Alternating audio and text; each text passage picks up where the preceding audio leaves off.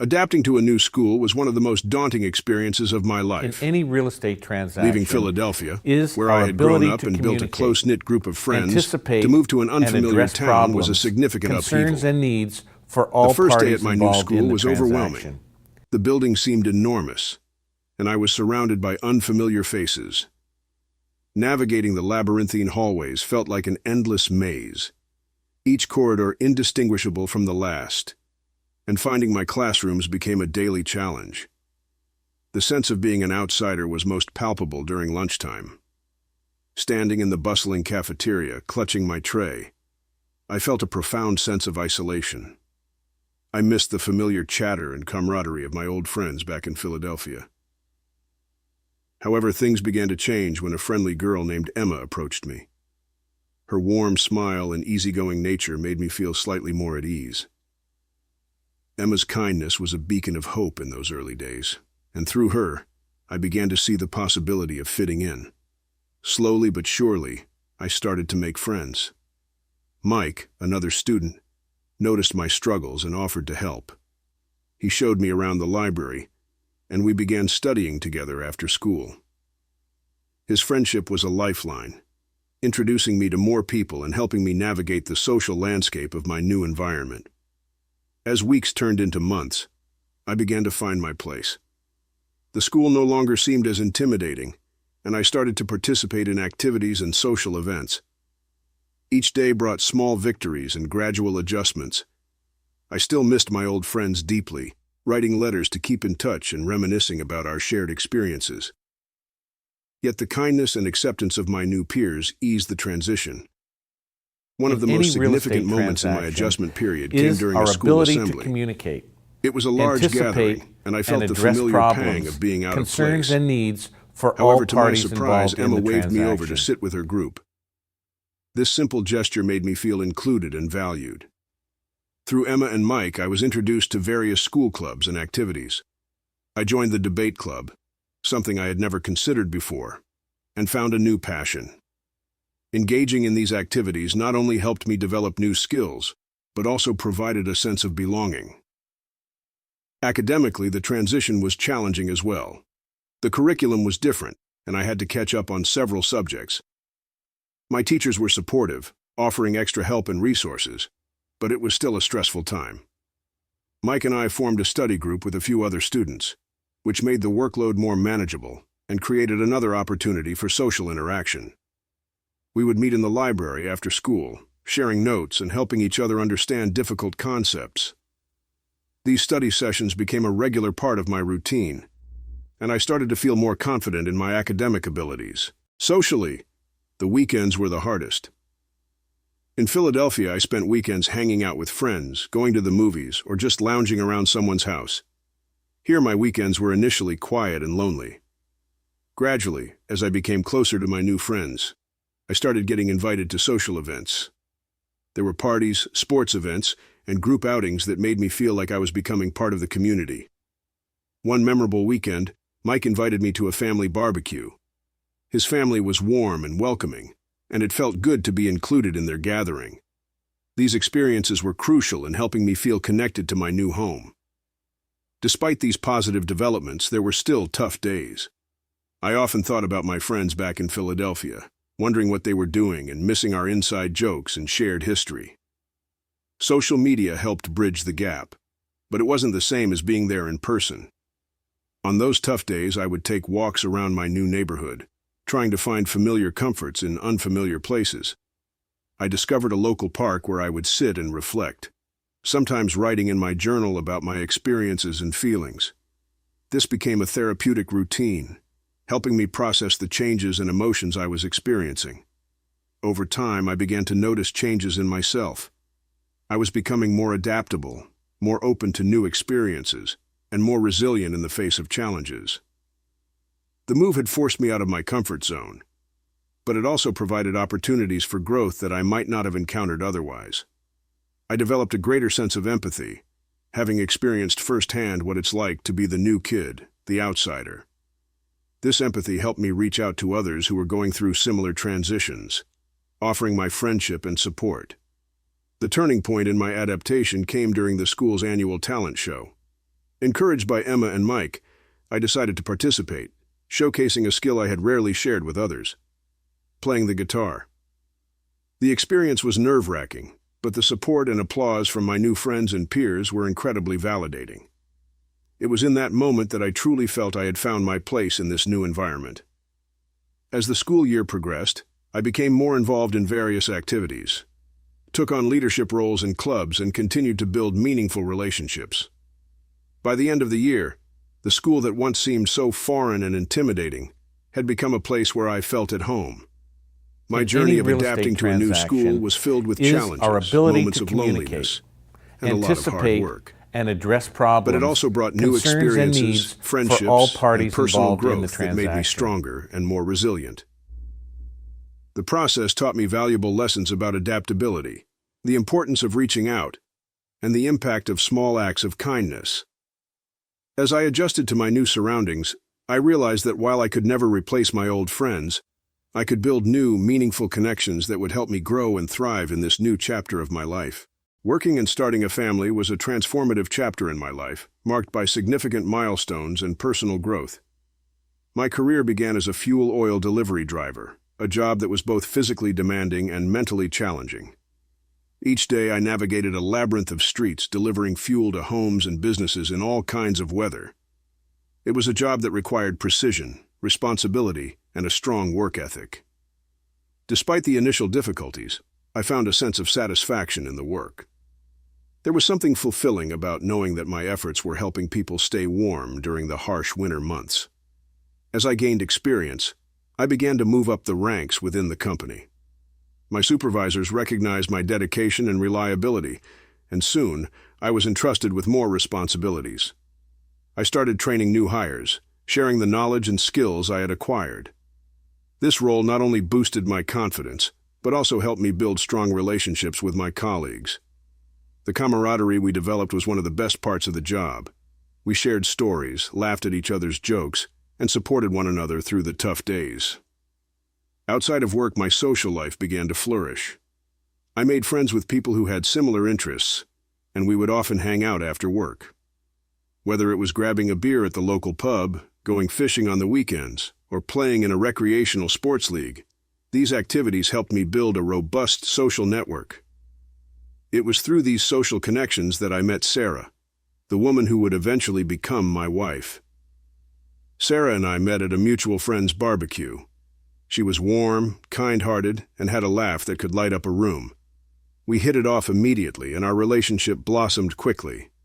We shared many interests and spent a lot of time exploring new places, trying out new activities, and simply enjoying each other's company.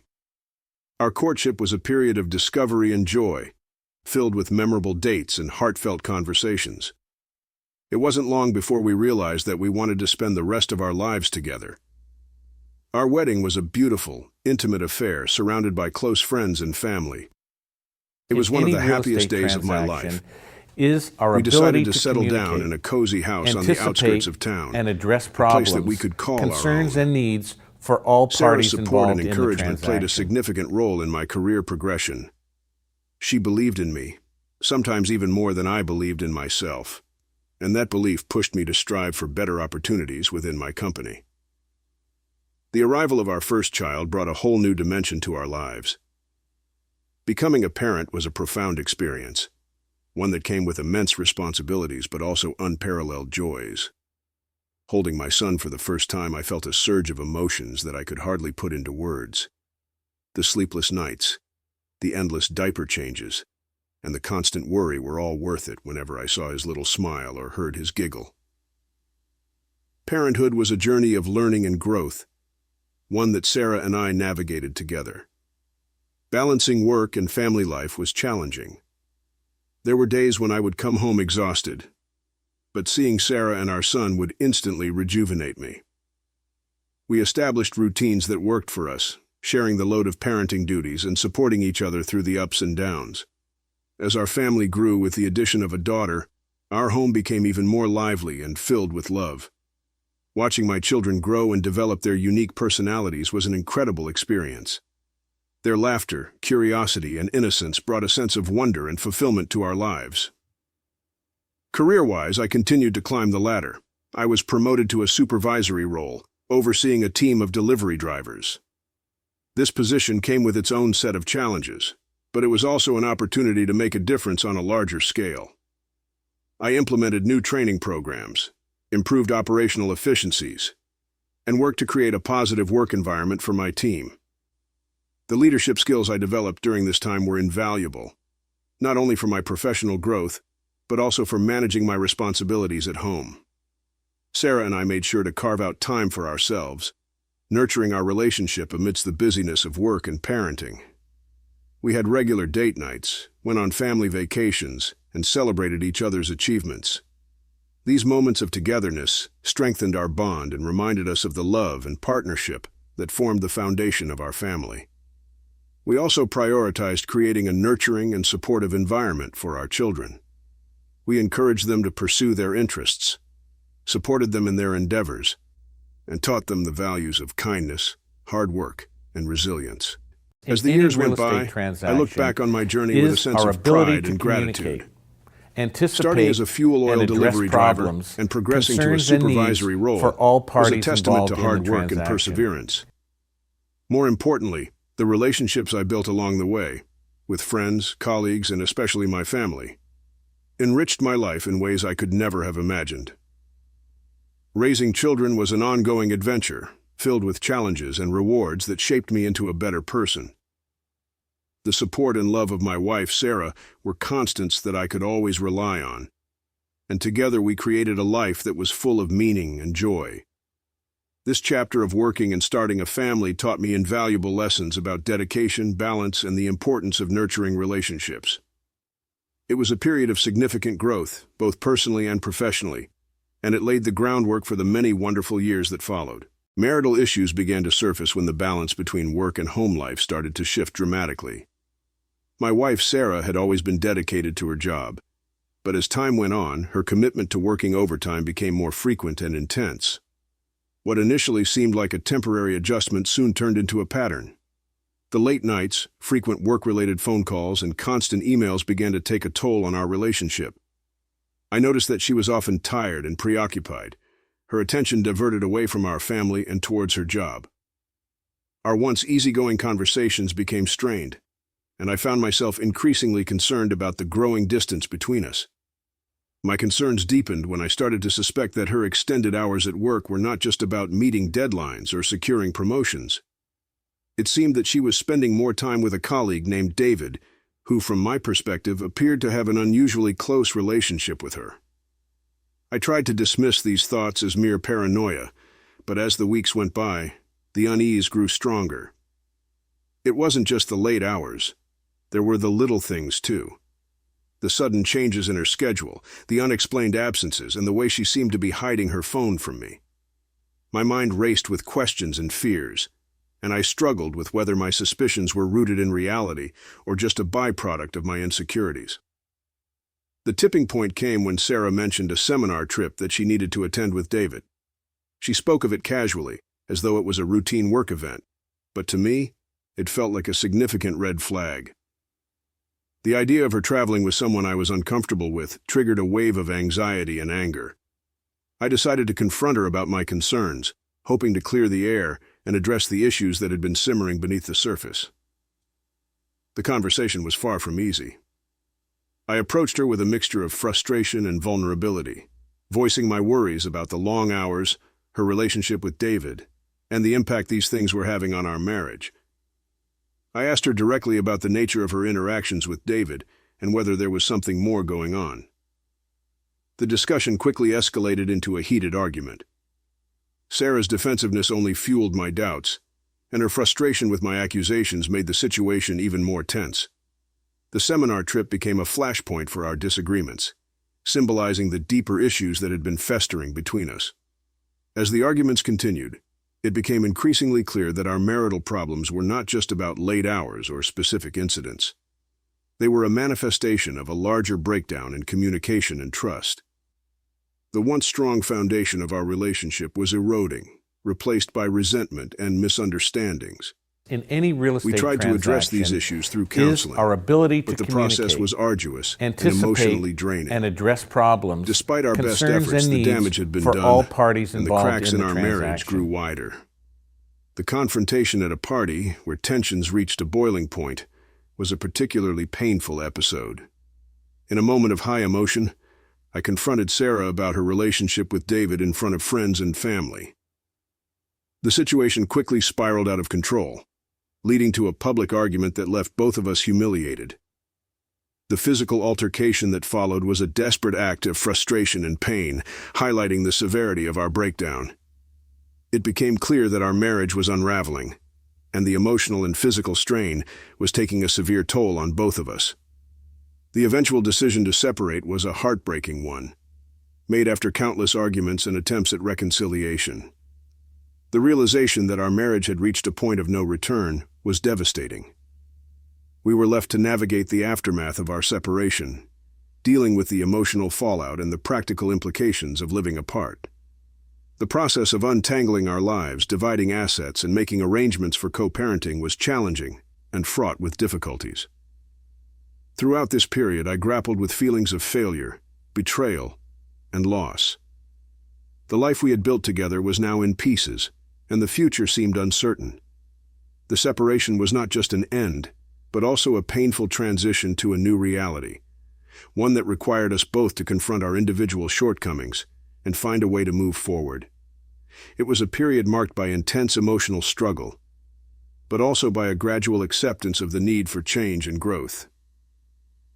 The breakdown of our marriage was a profound and life-altering experience, one that reshaped my understanding of love, trust, and resilience.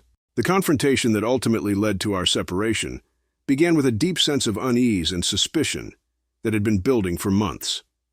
Despite our attempts at communication, the underlying issues in our marriage had not been adequately addressed. Our ability to communicate, Sarah's late nights and the increasing secrecy surrounding her interactions with her boss, concerns, David, and needs had for reached all a boiling parties point. involved in the transaction. The culmination of my fears and frustrations came to a head one evening during a gathering with friends.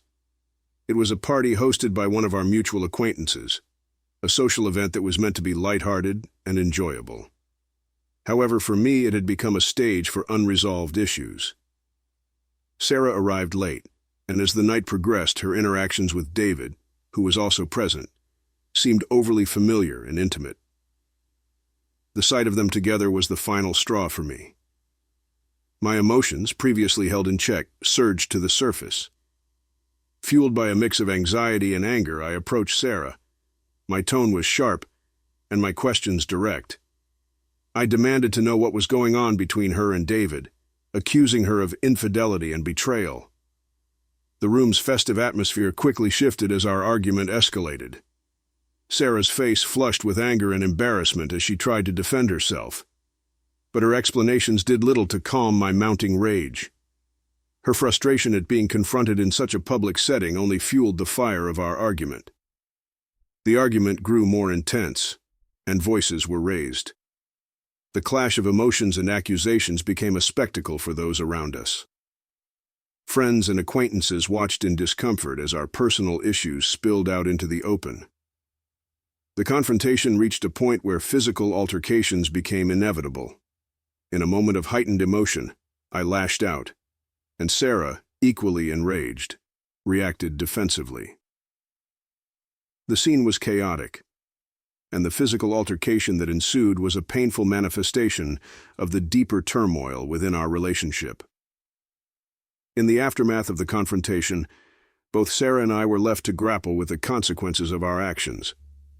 The physical and emotional wounds from the altercation were not easily healed, and the damage to our relationship was profound. The public nature of our argument made the situation even more humiliating and exposed the fragility of our marriage. The decision to separate came with a heavy heart and a sense of inevitability. The confrontation had stripped away any remaining illusions about the state of our marriage. For all parties involved in the trust that had been eroded over time was now shattered, and the emotional and physical strain of the altercation made it clear that we needed to part ways. The process of separation was fraught with pain and difficulty as we navigated the logistics of living apart and addressing the practical aspects of our lives. The separation was not just an end, but also a significant transition, marked by emotional upheaval and reflection. It forced both Sarah and me to confront the reality of our situation and the impact it had on our lives. The journey from confrontation to separation was a turbulent one, filled with moments of anger, sadness, and regret. It was a painful chapter in our lives, but one that ultimately led to a necessary reassessment of our relationship and a path toward personal growth and healing. As we moved forward with our separation, we faced the challenge of redefining our lives and finding a way to coexist amicably. The road ahead was uncertain, but the process of confronting our issues and accepting the need for separation was a crucial step in navigating the aftermath of our broken marriage. Life after separation was a journey marked by both challenges and opportunities for growth. The end of my marriage to Sarah was not just a personal upheaval. It was a profound shift in the dynamics of my daily life and responsibilities. The immediate aftermath was filled with emotional turbulence. The separation had been hard-fought, leaving behind a sense of loss and an uncertain future. Navigating this new chapter required resilience and adaptation. One of the most significant aspects of life post-separation was co-parenting our children. Despite the end of our marriage, Sarah and I remained committed to ensuring that our children felt loved and supported. Coordinating schedules, managing school activities, and attending their extracurricular events became central to our new routine. While it was sometimes challenging to communicate and collaborate effectively, especially given the residual tension from our separation, our children's well-being remained our top priority. We established a shared parenting plan that outlined our responsibilities and provided a structured approach to co-parenting. This arrangement helped reduce conflicts and offered our children a sense of stability amidst the changes. Despite our best efforts, there were ongoing struggles with Sarah. The emotional baggage from our marriage lingered, occasionally affecting our interactions. Disagreements about parenting decisions, financial matters, and personal boundaries often led to friction. It was a continuous process of negotiation and compromise, and while some conflicts were resolved amicably, others required patience and perseverance. The journey of navigating a relationship with an ex-spouse was a delicate balance between maintaining civility and addressing unresolved issues. As I worked through the emotional fallout of the separation, I began to seek new connections and companionship. Initially, this process was daunting. The idea of opening my heart to someone new while still grappling with the remnants of my past relationship was challenging. Anticipate and address I approached problems, dating with a mix of concerns, cautious and optimism needs for all and parties lingering involved apprehension. in the transaction. Meeting new people, sharing experiences, and slowly rebuilding my social circle helped me rediscover a sense of self that had been overshadowed by the tumult of the separation. One of the significant milestones in this new phase was finding companionship in a supportive and understanding partner. The journey of building a new relationship was a blend of excitement and trepidation. It involved learning to trust again, being open about my past experiences, and embracing the possibility of a future that was different from what I had once envisioned. The new relationship provided a source of comfort and joy, and it allowed me to see the potential for happiness and fulfillment beyond the end of my marriage. Moving on with my life involved a process of self-discovery and personal growth. I took time to reflect on my experiences, learn from my past mistakes, and focus on my own well-being. Engaging in activities that brought me joy, pursuing hobbies, and investing in my personal development became essential parts of my routine. I found solace in reconnecting with old friends, exploring new interests, and setting new goals for myself. The transition from separation to moving forward was not always smooth. There were moments of doubt and difficulty, but these were also opportunities for growth and resilience. The separation had forced me to confront the complexities of my emotions and relationships. And through this process, I gained a deeper understanding of myself and my needs. For all parties involved in Ultimately, the transaction. Life after separation became a journey of rediscovering hope and purpose. It was about finding new ways to build a fulfilling life while maintaining a positive relationship with my ex-wife for the sake of our children. It was about embracing new beginnings, forging new connections, and taking charge of my own happiness. The process of moving on was a testament to my ability to navigate change, face challenges, and find joy in unexpected places.